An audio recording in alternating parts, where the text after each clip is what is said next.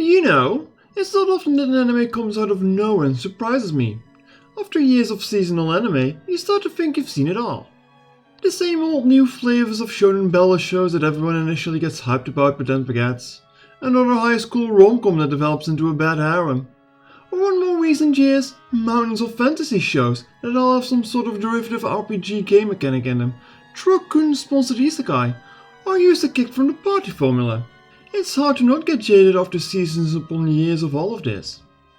So when this year's summer came around and I looked at the upcoming shows and saw Clevatess, I initially dismissed it as just another game-inspired fantasy show, solely based on the keywords a party of heroes and demon overlord when glancing over the summary, and I couldn't have been more wrong.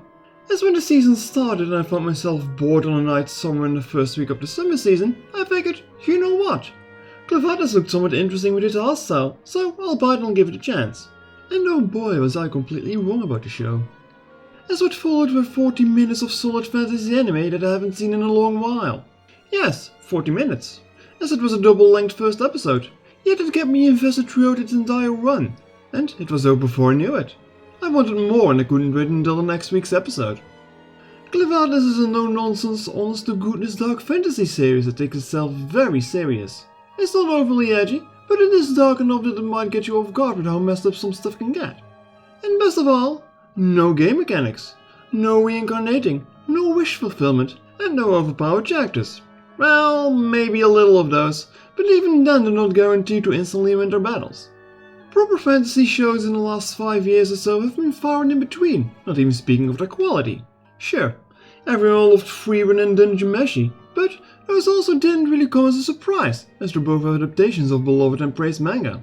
And Jubel Blood earlier this year was an unmitigated disaster with poor animation, and it was speedrunning through its source material from what I heard from fans, to the point I just dropped it. But then Clevatess just kinda came out of nowhere, and in a season that was very stacked with high quality shows, it was a bit of a dark horse, as I don't think it managed to stand out as much as it should have. If it came out in this fall season though, it might have been one of the shows that everyone would have been talking about. But alright, let me actually tell you a little bit about the show. The show starts off by introducing us to the hero Alicia, who together with a group of chosen heroes is assigned to go south, into the domain of the titular Clevatess, the dark beast lord of the south, so that humanity can finally escape the lands they've been confined to and explore what is beyond the horizon. For you see, the world the show takes place in, Althea, is on all sides surrounded by dark demonic beasts, led by 4 lords covering over the hordes in east wind direction, resulting that humanity is confined to a small part of the world, trapped and hunted by demonic beasts. Well, I say humanity, but it is really a group of about 6 different humanoid races, normal humans, a race that resembles kobolds, a race that resembles ogres, you know, things like that. And every so often groups of chosen heroes, equipped with magical weapons, get sent out in a desperate attempt to defeat one of the beast lords, to find out what lays beyond them. Unfortunately for Alicia and these heroes, they don't stand a single chance, and the heroes immediately get wiped out by Clevatess himself. And Clevatess in turn is sick of this shit. He's just chilling in his domain, and every now and then humans roll up trying to kill him for no good reason. And so he's at it, and sets out to eradicate the kingdom these heroes originated from. And he wastes no time. The entire kingdom gets destroyed, and he even kills the king personally. But on his way back, a woman under the rubble begs of him to take the baby she's holding, imploring him to realize that not all humans are evil, and it depends on one's upbringing how a person becomes who they are. Reluctantly, Clevatess bemuses the woman and he takes the kid with him, as an experiment to see if she's right or not, and what the kid will do when it grows up. And not even an hour later he realizes that taking care of a human kid is too much for a giant wolf beast like him, so out of desperation, he revives Alicia. Because he reasons, and I quote, "She is the only woman in the party of heroes, and she has breasts, so she can feed the baby that is hungry." Well, you can't fault him for at least trying, but Alicia quickly explains to him that is not how biology works, and on top of that, she has been revived as some sort of manner of undead, reanimated and being held alive by Clevatess' dark blood, so that is also not doing the biological functions any favor. Alicia also realizes rather quickly that the baby is of royal blood, and now the legitimate heir to the throne of the kingdom Clevatess is destroyed in his tantrum. Clevatess reasons that if he can raise a kid to be the next king, he can use him as some sort of puppet of sorts to control humanity behind the scenes. And so, with Alicia's bodyguard and Clevatess in a human form, they set out, to see what he can learn of humanity and to witness defeat a baby. The first episode of Clevatess is double-length, and it is packed with exposition. Too much exposition maybe for some people, but it does make the world feel realistic with the amount of world building it does. Not something most fantasy shows get the chance to do these days. Hell, it's not even limited to the fantasy genre. A lot of shows barely get the time slots and the pacing they deserve. But the setup of the story itself makes me think of a fantasy movie from the 80s or 90s, with two unlikely allies on an adventure taking care of a baby they found. Now I swear I've seen a movie like that before. And the art style complements this. The show might look limited in its animation and overall art detail, but with the help of film grain and what seems to be water-painted backgrounds, it looks and feels like a show that came right out of the past.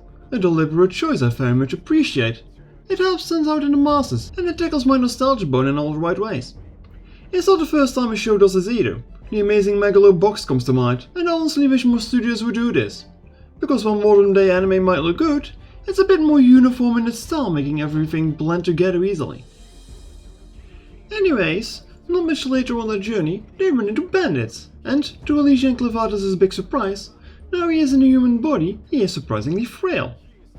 And he easily gets knocked out by a blow to his head, resulting in the two being taken prisoner by said bandits. During the bandit story arc, Alicia finds out that she's basically immortal thanks to Clevatess' powers, even though she still will feel all the pain she endures. And in turn Clevatess learns that in the last few years humanity has been creating magic, a power wholly unknown to him because of his reclusion. The magic power in the show is a little bit different than in other shows, as magic can only be used by a select few people that can harness and withstand the powers of magic crystals, which are made of the remains of demonic beasts, also making it very effective against them. Learning this angers Clevatess greatly, even though he's practically useless against it. Which kinda solidifies the fact that, yes, he might be an overpowered character, but he has his weakness in that he can beat humans with high magic potential, thus stopping the show from becoming a one-sided conflict, and it forces him to build up a trustworthy relationship with Alicia in order to help him out. It is also at this bandit camp that they find their witness in the form of Neliru, a poor abused slave of the bandits. Her story is a sad one, as she was born in a camp and abandoned by her mother, and subsequently later in life suffering through 2 miscarriages, and still getting abused by the bandits on a regular basis.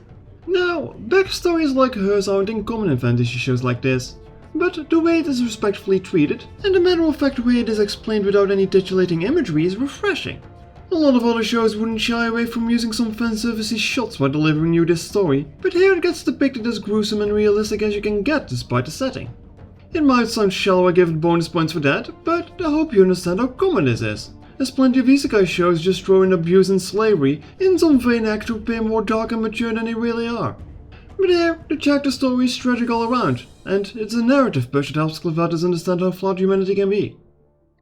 But the group doesn't only run into abusive bandits on their adventure. They find ancient monsters, clash with envoys of the other 3 Dark Lords, save townspeople from a crazed mage, and get embroiled in the war between 2 kingdoms. And usually in my videos, I would tell you all about these events, but not this time. Because this is a new show that many people haven't seen, I'll do something that doesn't really not do a lot. And I recommend you to get off your ass and go watch Clevatess yourself already, if anything I said here has even remotely grabbed your attention, as there are many more twists and turns in Clevatess and Alicia's journey. It's already confirmed that there is a follow-up season in production, even if I might have some questions about that. But it is a great ride all the way through, a true fantasy anime without any game mechanics or whatever other nonsense that you don't see too often anymore these days. And it is a show that didn't nearly get talked about enough when it aired, most likely the victim of it airing in a very saturated season of anime. But I do feel it deserves that attention, so give it a shot. This was my name is Sora, urging you to go watch Clevatess right now, and I hope to see you next time.